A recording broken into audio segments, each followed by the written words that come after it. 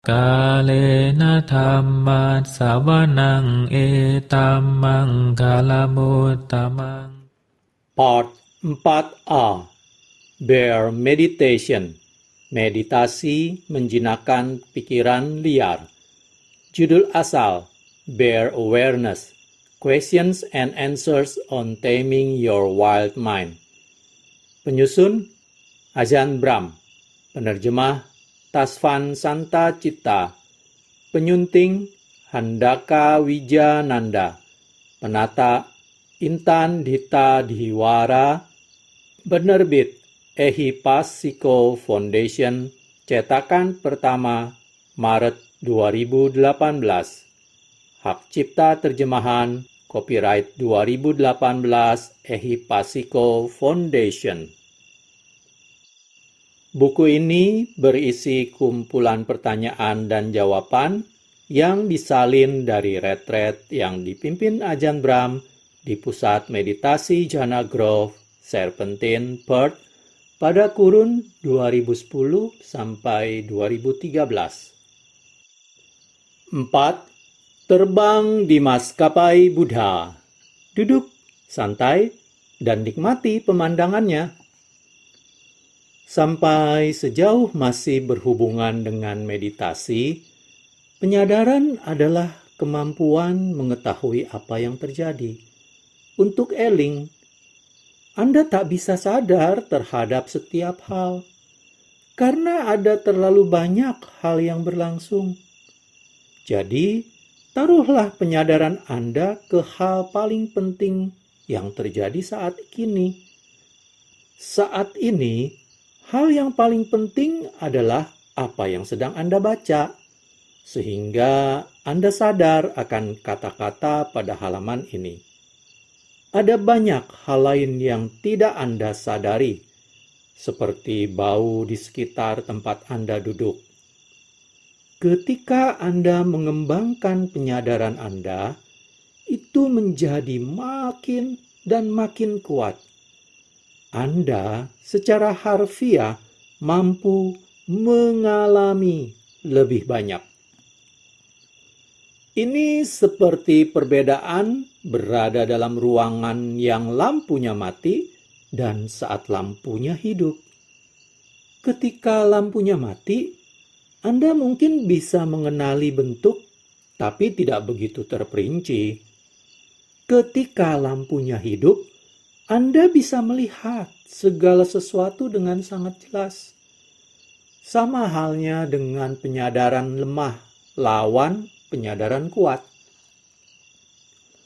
Bagian dari mengapa kita retret adalah membuat penyadaran makin dan makin kuat. Maka Anda menjadi makin mawas akan apa yang terjadi, terutama dalam badan dan batin Anda. Dengan meningkatnya penyadaran, Anda masuk lebih mendalam di meditasi, dan Anda memahami jauh lebih banyak apa yang terjadi dalam batin Anda. Itu seperti menyalakan lampu dalam batin Anda.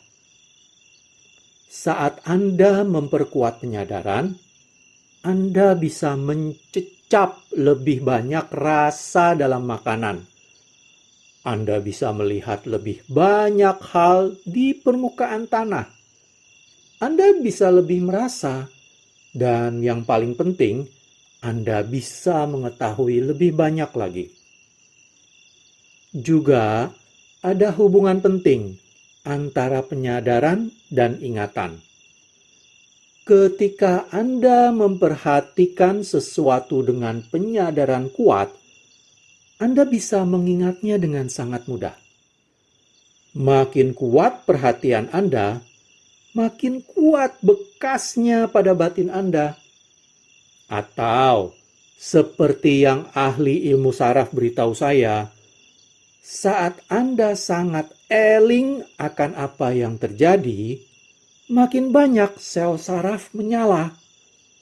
Lalu, ketika sel saraf menyala bersama, mereka saling terhubung, istilahnya, yaitu saat Anda eling terhadap sesuatu. Ini menciptakan jalur penghantaran dalam otak Anda yang merupakan bagian dari ingatan. Dengan kata lain, setiap kali Anda eling, Anda memperkuat kemampuan Anda untuk mengingat kembali. Itulah sebabnya, seiring Anda menjadi eling, Anda ingat jauh lebih banyak mengenai apa yang mestinya Anda lakukan dan di mana barang-barang berada.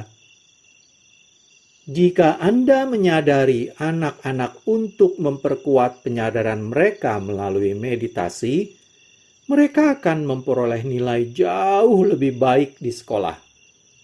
Mereka hanya perlu membaca buku atau mendengarkan sekali, dan itu akan menempel dalam otak mereka. Inilah hasil dari memberikan perhatian penuh saat guru mengatakan sesuatu. Itulah kemawasan, penyadaran, meningkatkan kemampuan Anda untuk belajar. Itu benar-benar bermanfaat bagi anak-anak yang mengalami kesulitan di sekolah. Di sekolah manapun, bahkan di universitas. Menyingkap Nibbana. Ketika Buddha sedang menyambut derma makanan, ada pria memintanya mengajarkan dhamma, dan seketika orang itu mencapai arahatta. Jika jhana diperlukan untuk pencapaian arahatta, bagaimana cerita ini mungkin terjadi? Orang itu adalah Bahia. Dalam kehidupan lampaunya, Bahia adalah salah satu dari kelompok 7 biku di bawah bimbingan Buddha Kassapa (Udana 1:10). Para biku ini mendaki gunung, menggunakan tangga untuk mencapai puncaknya. Kemudian, mereka membuang tangga itu, sehingga mustahil bagi mereka untuk turun. Meditasi atau mati. 1 atau 2 dari mereka menjadi arahanta. 1 menjadi yang tak kembali, anagami. Bahia adalah salah satu dari biku yang tersisa. Saat ia meninggal, ia terlahir ulang sebagai manusia, sebagai pelaut yang kapalnya terdampar di pantai India Barat. Ia kehilangan semua pakaiannya, namun berhasil berenang ke tepian. Di sana, ia mengenakan cawat dari kulit kayu. Orang-orang mengira ia petapa suci dan mulai mendermakan makanan dan persembahan kepadanya. Ia pikir, ini jauh lebih enak daripada bekerja mencari nafkah. Karena orang-orang memperlakukannya sebagai suciwan. Ia mulai berpikir, ia adalah suciwan. Kurung buka. Ini menunjukkan mengapa Anda harus sangat hati-hati tidak memperlakukan biku dan bikuni seolah mereka anggota kerajaan atau suciwan. Jika Anda melakukannya, mereka mungkin berpikir bahwa mereka pantas mendapatkannya, bahwa mereka memang wajib diperlakukan sebagai sesuatu yang istimewa. Itu akan menghancurkan sangha, kurung tutup. Kemudian, salah seorang sahabat lama dari kehidupan sebelumnya yang telah menjadi anagami turun dari alam Brahma dan berkata kepada Bahia, "Dengar, kamu bukan suciwan. Kamu masih jauh dari kesucian. Kamu hanya pakai jubah dekil itu saja." Bahia lalu bertanya, "Bagaimana cara aku menjadi suciwan?" Anagami itu mengatakan, "Ada Buddha di sekitar lembah Sungai Gangga. Pergilah menemuinya." Maka dalam waktu semalam saja, Bahia pergi ke lembah Sungai Gangga, yang pastinya tidak mungkin bisa ditempuh dengan berjalan kaki. Ini menyiratkan bahwa Bahia punya sesuatu melebihi hanya pakaian kulit kayu. Ia punya kesaktian. Fakta bahwa ia bisa mendengar suara sahabat lama, Sang Brahma yang anagami, juga menyiratkan kekuatannya. Dengan kata lain, pada kehidupan lampaunya, saat ia berada di puncak gunung bermeditasi sampai mati, ia mungkin meraih jana. Ketika ia kemudian melihat Buddha menyambut derma dan meminta ajaran kepadanya, Buddha berkata, "Dalam yang terlihat hanya ada yang terlihat. Dalam yang terdengar hanya ada yang terdengar. Dalam yang terindra hanya ada yang terindra. Dalam yang tercerap hanya ada yang tercerap." Udana 1.10. Bahia mengerti dan langsung cerah. Ini adalah kecerahan yang sangat cepat. Namun, itu tidak hanya terjadi karena kata-kata itu. Anda baru saja mendengarnya. Namun, berapa banyak dari Anda yang cerah? Bahia memiliki landasan dalam latihan disiplin moral, pelepasan, dan samadhi. Itulah sebabnya ia cerah hanya dengan beberapa patah kata dhamma yang tepat. Anda memerlukan jhana dan semua hal lainnya untuk menjadi cerah. Hanya satu bahan saja tidaklah cukup. Ketika Buddha memberi ceramah dhamma, mengapa orang-orang langsung cerah? Yang pertama, Buddha adalah guru yang luar biasa kuat. Yang kedua, ketika Anda membaca mengenai seseorang menjadi cerah dalam sutta, itu bukanlah hanya melalui pengajaran sutta itu, namun juga karena semua hal lain yang telah mereka lakukan sebelumnya. Biasanya, mereka telah bermeditasi selama bertahun-tahun. Theragatha dan Therigatha adalah kisah para biku dan bikuni cerah dalam bentuk syair. Kelompok sutta ini mengisahkan bagaimana mereka berlatih tahun demi tahun untuk menjadi cerah. Biku Anuruddha, salah satu siswa unggul Buddha, berjuang keras selama 17 tahun sebelum ia menjadi pemenang arus. Ketika Anda membaca kisah-kisah pribadi ini, Anda menyadari bahwa sutta hanya menjabarkan momen terakhir sebelum mereka cerah. Anda bisa melihat bahwa makhluk-makhluk cerah ini telah berlatih selama bertahun-tahun sebelumnya. Ada kisah klasik mengenai seorang bikuni pada zaman Buddha. Ia telah bermeditasi selama 7 tahun sebagai bikuni. Setelah 7 tahun, ia masih belum mengalami satu momen pun kedamaian dalam meditasinya. Tidak mengalami napas indah, tidak ada nimitta, tidak ada hasil. Ia tidak bisa meditasi. Ia merasa tak punya harapan. Jika ia tidak bisa meditasi, ia tidak bisa menjadi bikuni. Namun, ia tidak mau kembali ke kehidupan rumah tangga, kembali ke 3 hal jahat. Sapu yang ia pakai untuk menyapu rumah, simbol pekerjaan rumah tangga. Gayung yang ia pakai untuk membuat kari, simbol memasak. Dan suaminya, dalam kurung, hal jahat ketiga. Karena ia tidak mau balik ketiga hal jahat, hanya ada satu pilihan. Ia membawa seutas tambang, masuk ke hutan, mendaki pohon, lalu mengikatkan ujung tambang ke dahan dan ujungnya lagi ke lehernya.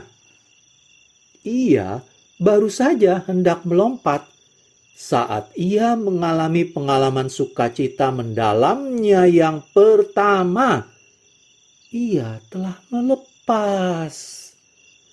Karena ia mau mati, ia tahu bahwa ia harus melepas setiap hal, termasuk tubuhnya. Pada momen itulah ia memahami tepatnya apa melepas itu. Dan akibatnya, ia masuk ke keadaan meditasi mendalam. Itulah awal kecerahannya. Namun, jangan ikuti caranya. Itu agak terlalu ekstrim. Menjadi cerah tidak pernah mudah. Itu butuh waktu. Kadang, kecerahan dipicu peristiwa khusus. Entah hendak melakukan bunuh diri, atau mendengar kisah kecil. Bhikkhuni Patacara bermeditasi dan tak mencapai hasil. Memperoleh wawasan ketika ia melihat nyala pelita, minyaknya padam. Hal-hal kecil yang sederhana mungkin cukup untuk menggulingkan Anda melewati ujungnya dan membuat Anda cerah. Namun, itu tidak terjadi dalam sekali jalan. Itu butuh waktu yang lama. Mengapa Buddha tidak mencapai kecerahan selagi berlatih jhana di bawah bimbingan dua gurunya? Dua orang guru Buddha sebelum kecerahannya, Alara Kalama dan Uddaka Ramaputta, masuk dalam kondisi meditatif yang serupa dengan pencapaian tanpa materi.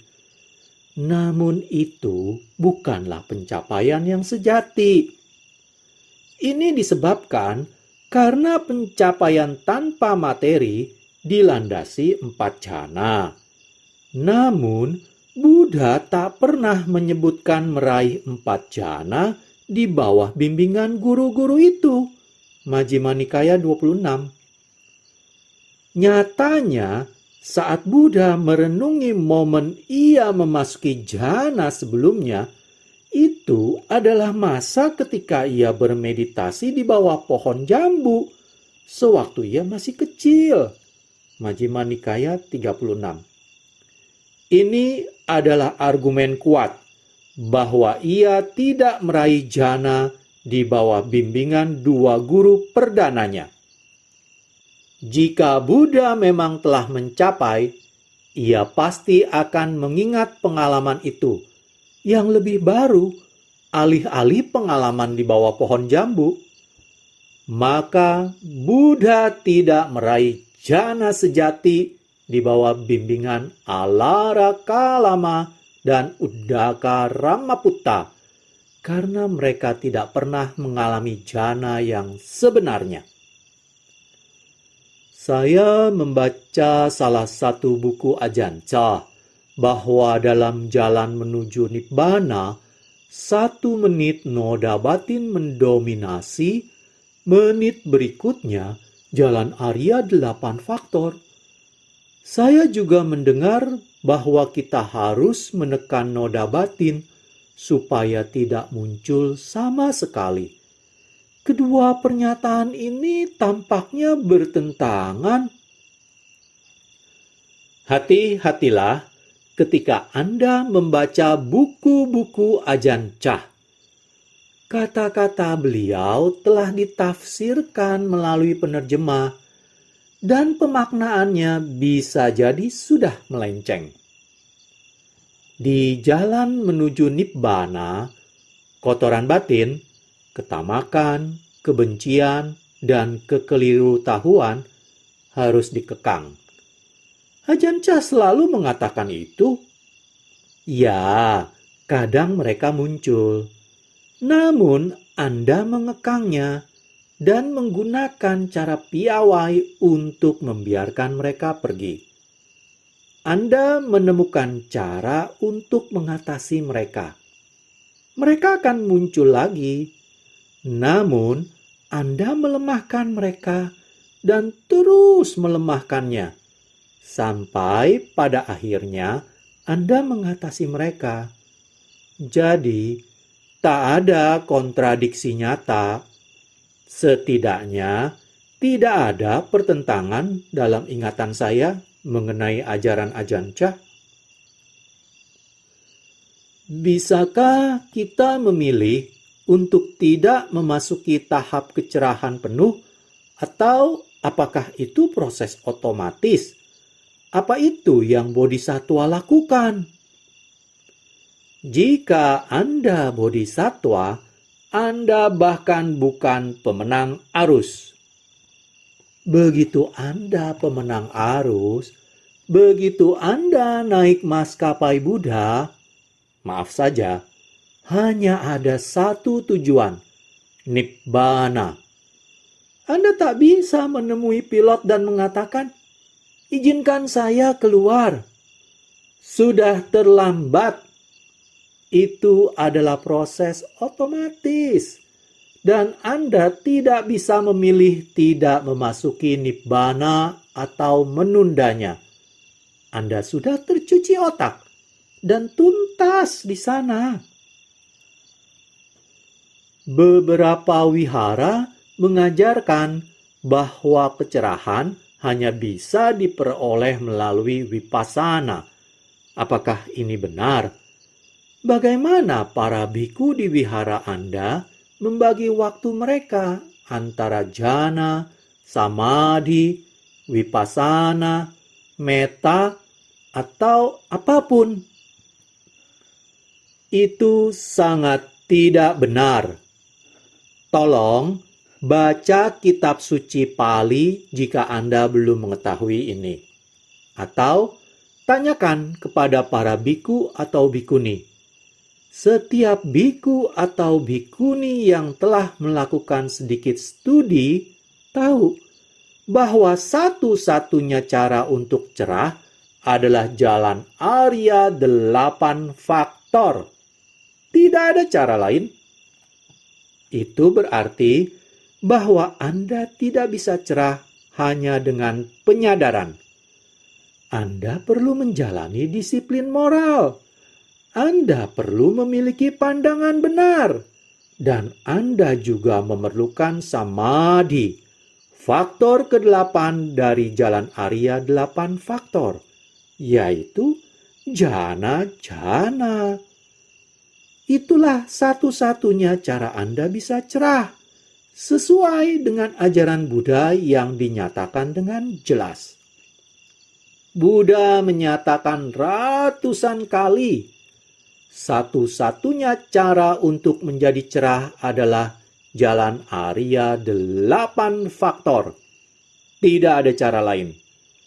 Inilah ajaran Buddha mendasar yang diajarkan selama 25 abad. Inilah ajaran yang inti. Alasan Buddha mengajarkan jalan Arya 8 faktor adalah karena itulah jalan pintasnya. Beliau bijaksana. Jika ada jalan yang lebih pendek, Buddha pasti sudah memberitahu kita. Jika ada cara menghindari semua hal sulit seperti menjalani disiplin moral, Buddha pasti sudah memberitahu kita. Jika kita tak memerlukan jhana yang butuh banyak waktu dan kepiawaian untuk mengembangkannya, Buddha pasti sudah mengajarkan jalan Arya 7 faktor. Buddha adalah makhluk yang welas asih. Buddha mengajarkan jalan Arya 8 faktor karena kita memang memerlukan seluruh 8 faktornya. Setiap faktornya penting. Saya selalu mengatakan bahwa tidak ada jalan pintas. Masalahnya, jalan pintas itu sangat menawan.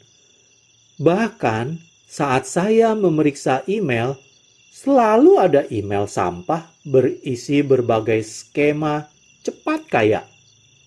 Saya tidak tahu mengapa orang-orang mempercayai skema itu. Jalan tercepat menjadi kaya adalah bekerja keras.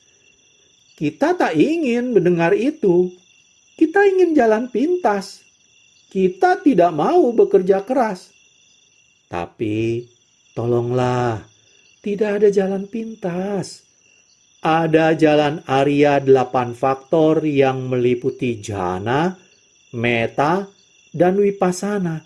Seluruhnya. Jalan pintas itu cuma mitos. Kemudian ada kutipan sebagai berikut. Faktor pertama dari jalan Arya 8 faktor yang terpenuhi adalah pandangan benar. Itu akan membawa Anda faktor demi faktor sampai ke akhir jalan menuju samadhi, menuju jhana.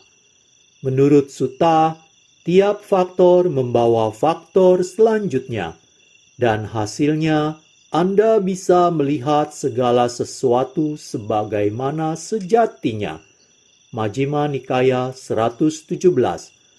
Anda memperoleh kebijaksanaan, kemudian kecerahan. Jadi ini adalah hal yang berurutan. Apa itu samadhi? Dalam buku Ajahn Mahaboa, ia mengatakan bahwa ia tersangkut di suatu tahapan samadhi selama 5 tahun. Ia mengatakan bahwa ia ketagihan terhadap kedamaian dan keheningan keadaan samadhi itu. Mohon berbaik hati menjelaskan hal ini. Saya tidak tahu persis apa yang Ajahn Mahaboa, dalam kurung, murid terkenal dari guru besar meditasi tradisi hutan Thai, Ajahn Mun, katakan, karena beliau tidak menulis buku apapun. Apa yang Anda rujuk adalah terjemahan yang mungkin saja buruk dari ceramahnya.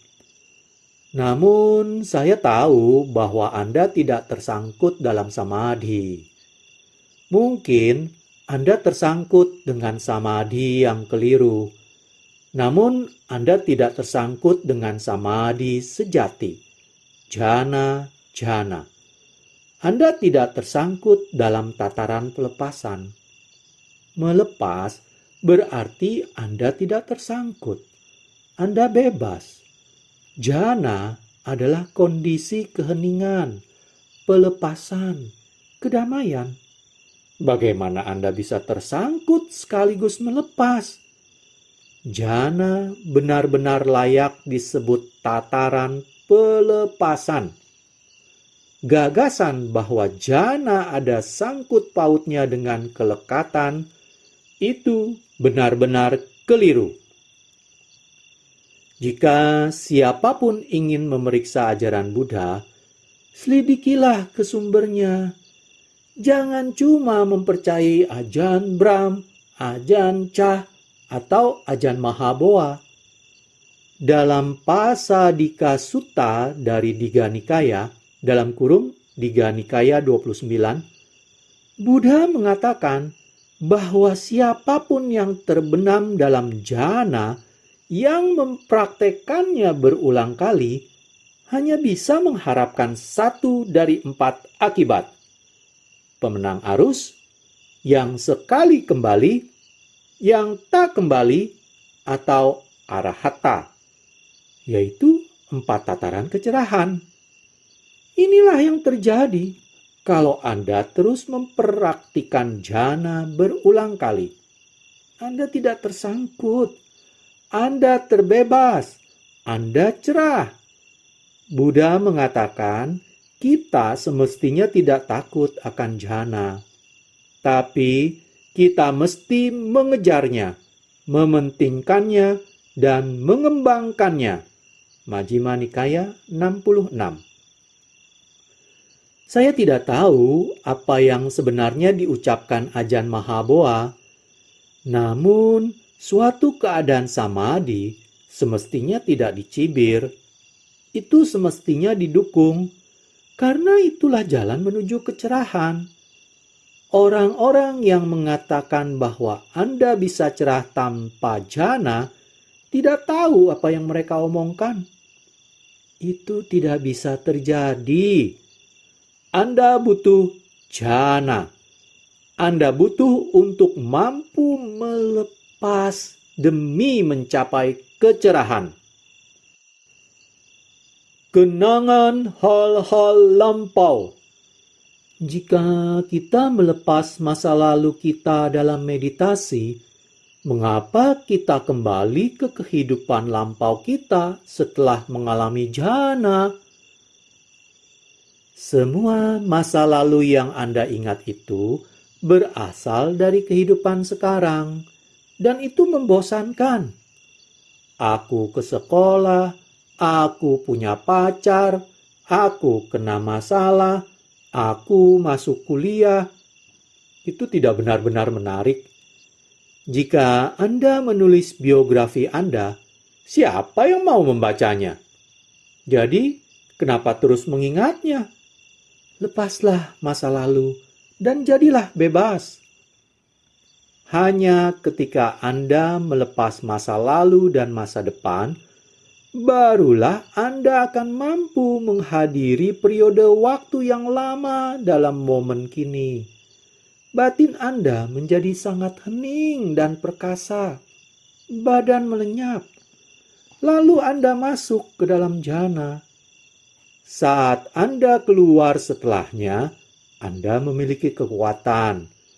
Anda bisa bertanya mengenai kehidupan lampau Anda, dan itu menarik. Yang pertama, Anda menyadari bahwa Anda pernah eksis sebelumnya. Begitu Anda mengalami hal itu, Anda tidak ragu lagi. Anda akan tahu bahwa kelahiran ulang itu mutlak benar. Anda semestinya mencari tahu mengenai hal ini sebelum Anda meninggal.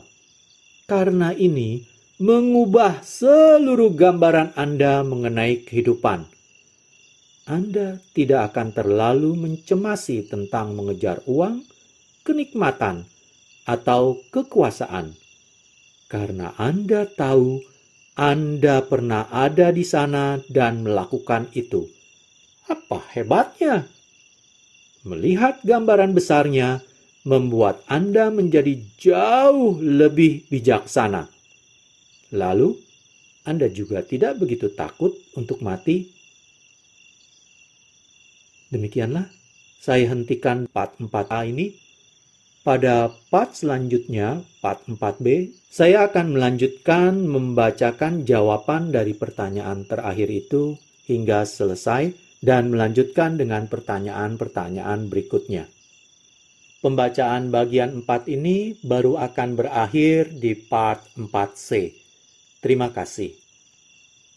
Kalena dhammat savanang etammang kalamutamang